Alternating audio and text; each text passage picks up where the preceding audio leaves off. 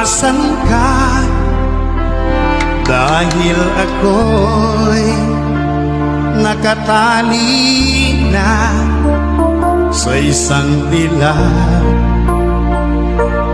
na labis.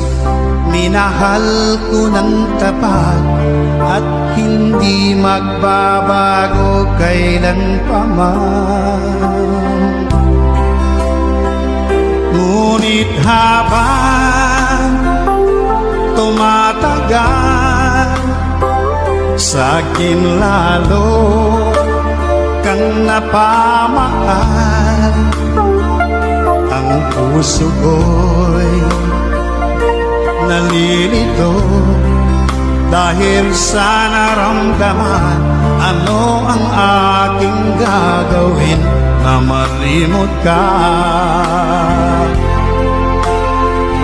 Nagmamahal ako sa'yo,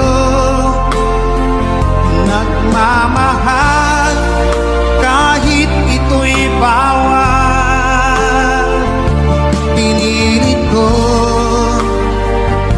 iwasan ka, ngunit di ko maiwasan na mahulog ang puso ko sa'yo, sinta.